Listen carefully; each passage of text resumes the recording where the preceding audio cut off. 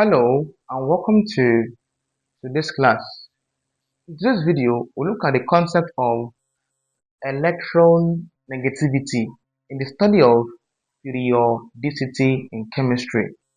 Now, in that class, we have dealt with several properties of periodicity ranging from the atomic radius, atomic size, um, ionic radius, um, ionization energy, electropositivity, and now we are under electronegativity.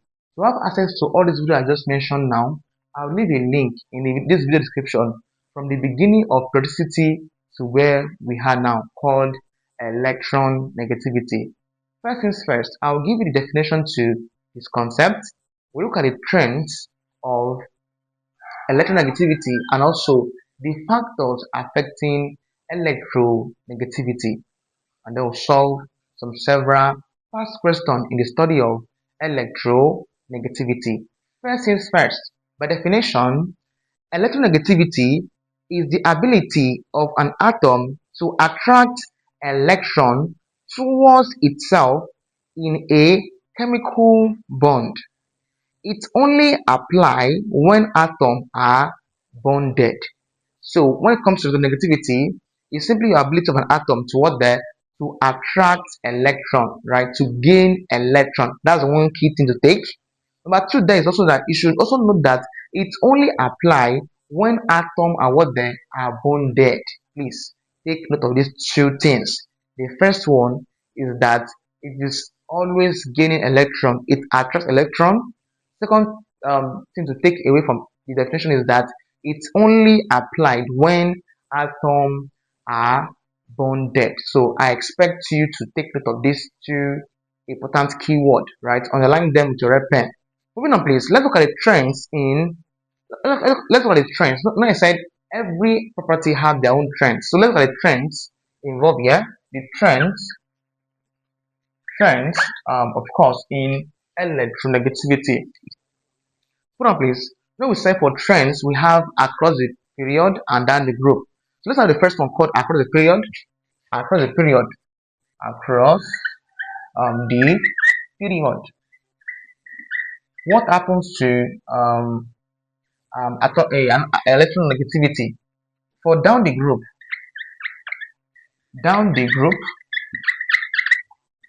what happens to electronegativity, right?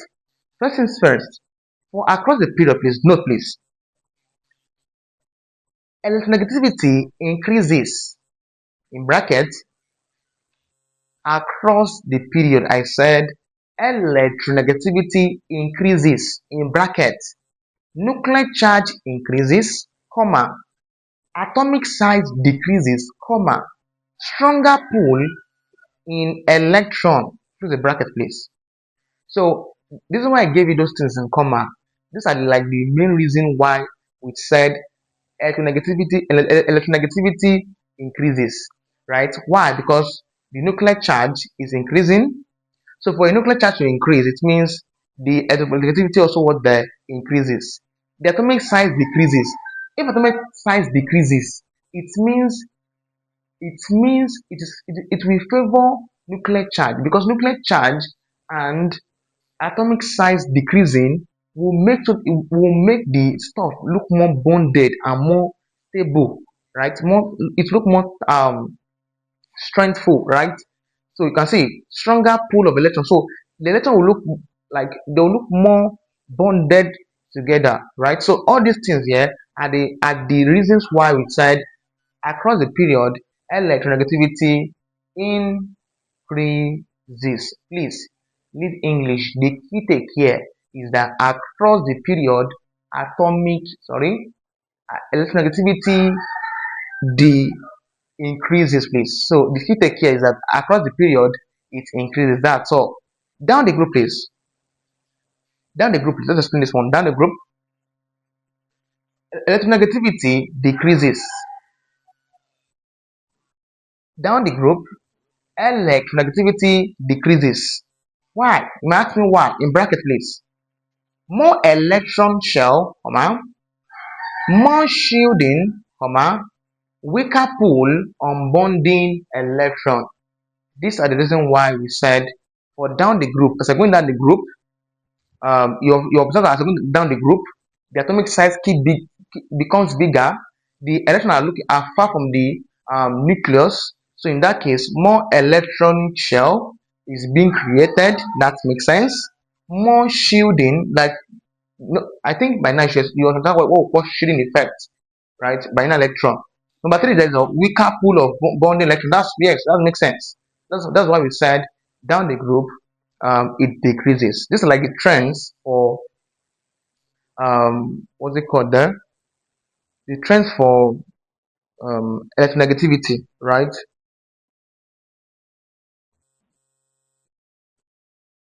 All right, let's look at the factor that affects electronegativity. Before then, please note this, please note two things, please, note two things, please, note two things. Note number one, and note number two. So note two things, please, as we proceed. Number one, please. Note number one, please. Note these two key concepts, please. In fluorine in bracket F, fluorine in bracket F is the most electronegative element in bracket, very small size, comma, very strong nuclear attraction. Put the bracket, please. Please note that fluorine is the most electronegative element. Why? Because it is very small in size, comma, very strong nuclear attraction. That's this. So in exam, they might tell you which of the following has the most electronegative elements. It will give you fluorine, hydrogen, chlorine, calcium. Please go for what the fluorine F. Number two. This is number two. It says least least like the least electronegative elements are found at the bottom left of the periodic table, which include your CS and FR. I won't tell you what's CS, what's FR. Please let me know the answer in the comment section. I'm telling you guys. So what is CS and FR? Yes, what's CS, what's FR? I won't tell you everything. So please leave your answer to this. Let me know you know it. Leave your answer to CF and FR in the video, in the comment section of this video, please. So make your research. What is CS? What's FR? They're under the elements of the table, right? So what is CF? What's FR? Leave your answer to this in the comment section of this video. Let me see if you are correct, please. So that's this, please. So note that the least electronegative elements are found at the what? At the bottom left of the periodic table, which includes C, S, and FR. Leave your answer. What is CS and FR in the comment section of this video, please. At this junction, let's look at the factors affecting electronegativity. Factors affecting electronegativity. All right. What are these factors that affect electronegativity? There are three numbers there. The first one is called the atomic size. Atomic size. Number two is of course nuclear charge. Nuclear charge. Number three, we have shielding effect. Shielding effect. All right. These are the three factors affecting um, electronegativity, as you can see for yourself on the screen, have on the board. So let's explain them one after the other, one by one. Let's discuss atomic size. Number one, let's look at atomic size. Let's discuss atomic size. All right. Put up please. Atomic size. Now put up please. Small atom have higher electronegativity. Stop. In a small atom, comma, The valence electron are closer to the nucleus, comma. Also, the nucleus can pull bonding electrons stronger. That is, I'm saying that is smaller size, right, leads to a stronger pull, right, and which leads to this arrow should be here, but I don't have space. So I brought it here, so the one should be straight, which leads to high what the electronegativity. So please note that for atomic size, the case is this place. The smaller the size, the stronger the pole, the higher the electronegativity. But the bigger the size, the weaker the pole, and the lesser the electronegativity. That's the place. So no, just the key take here is this place. Smaller size gives you a stronger pole, which gives you a higher electronegativity. The opposite becomes a bigger size gives you a weaker pool, giving you a less higher electronegativity. That's the concept behind atomic size. Number two, that's called the nuclear charge. Number two, nuclear charge. Number two is called the nuclear charge. Alright, so for nuclear charge, let's explain nuclear charge. More proton, more protons have more proton have higher electronegativity. I said more protons have higher electronegativity, comma. The protons are positively charged and they attract negatively charged ion. That is, more proton is equal to a stronger attraction. Stronger, of course, attraction.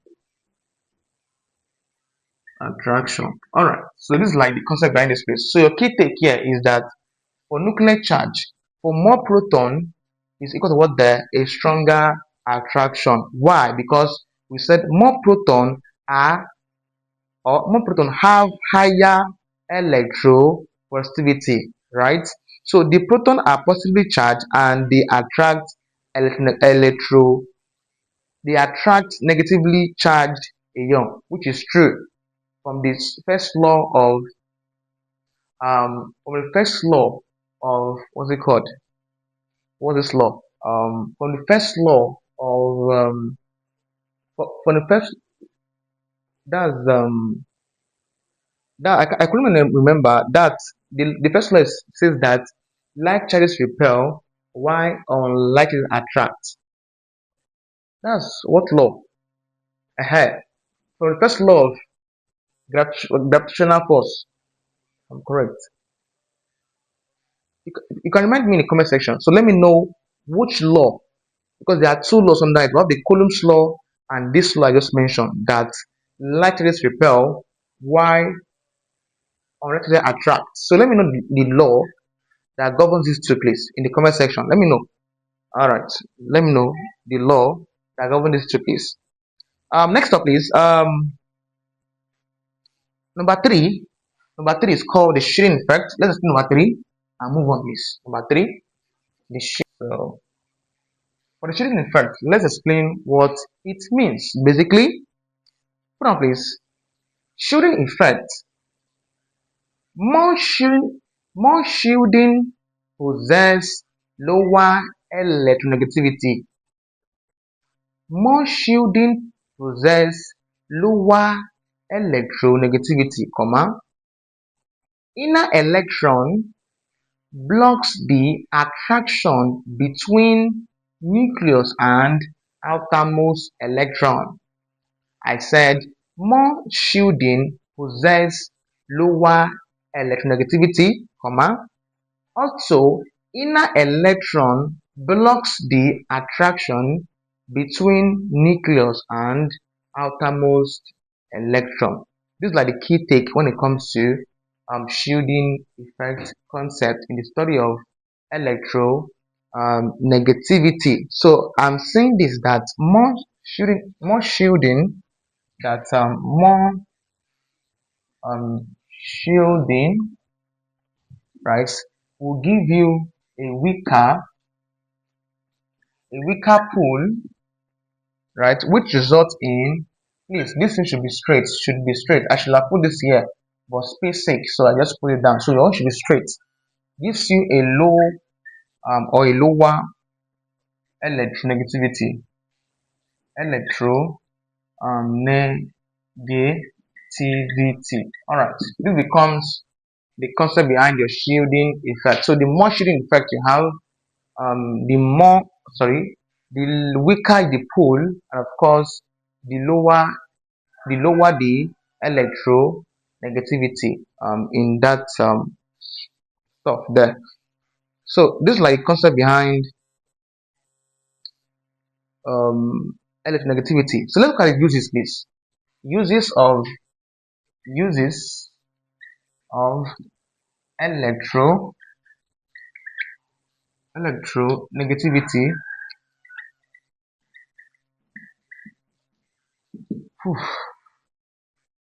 Number one, there, the first usage is given as predict um bond type. That's, of course, I have large um difference, right? Of course, ionic bond. I have small difference, gives covalent bond, right? Number two, there is called, this is predict bonding type. Number two is called predict polarity. Polarity. All right. For this one here, there are two under that coming.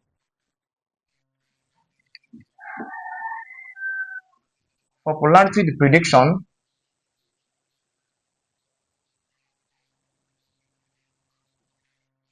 For polarity prediction, there are two here. I have the unequal, the unequal sharing, that gives you a polar molecule, right? While the equal sharing result to a non-polar a non-polar molecule. All right, these are the two usage or uses of electronegativity. Number one is predict bonding type. Number two is predict polarity. Now, how do you use electronegativity to predict bonding type? Here's the thing. Here's the thing. Large difference. Whenever you're having a large difference, right, it means that stuff there possess ionic bond.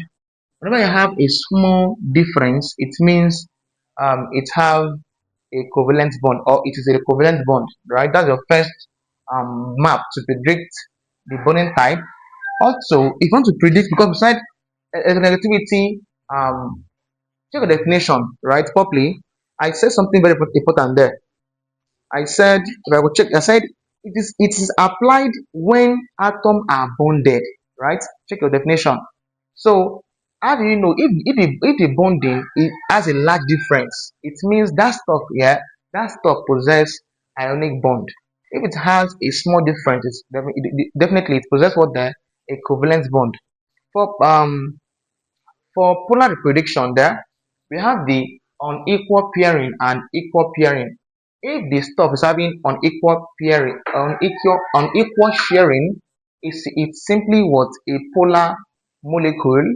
If it's having equal sharing, it's simply what, there a non-polar molecule, right? So this is like the usage or the use to or uses of electro negativity, as you can see on the screen, on the board, right? So that's what I can give here for now. All right, so let's solve some past questions, please, and we'll end electronegativity. Let's look at several past questions. Um, in the study of electronegativity, and then we'll call it a day. I'll do two for you in class now. You do two for me assignments. Question one says, which of the following elements has the highest electronegativity? It says, which of the following elements has the highest electronegativity? Option A, sodium. Option B, oxygen. Option C, fluorine. Or option D, chlorine. Please, which of the following has the highest electronegativity? Go and check when I define electronegativity for you. After definition, I give something to note. If you take those notes properly, there's one I said something about fluorine. I said fluorine is one of the most highest, one of the most element that has the highest what there electronegativity.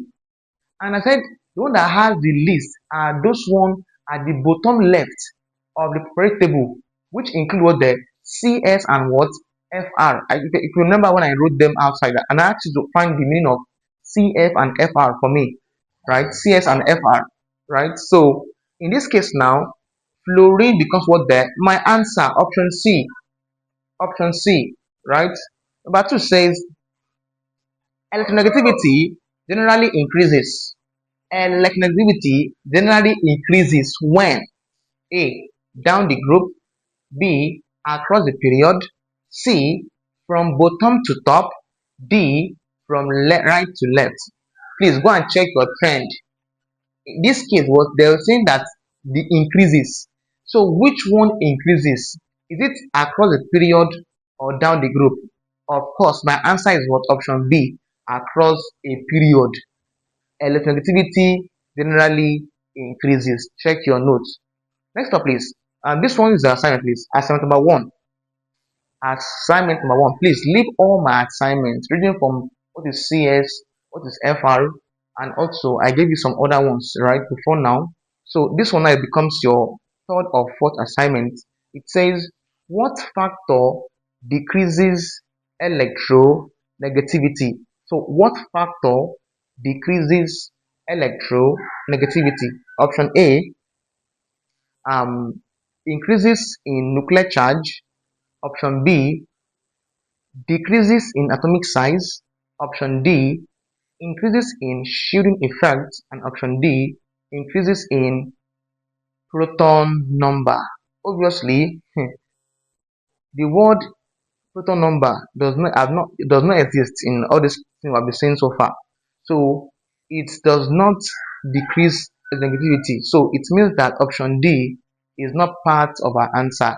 Is not a factor that decreases what the electro negativity. So assignment, I've said the answer already. Assignments, I've mentioned the answer already.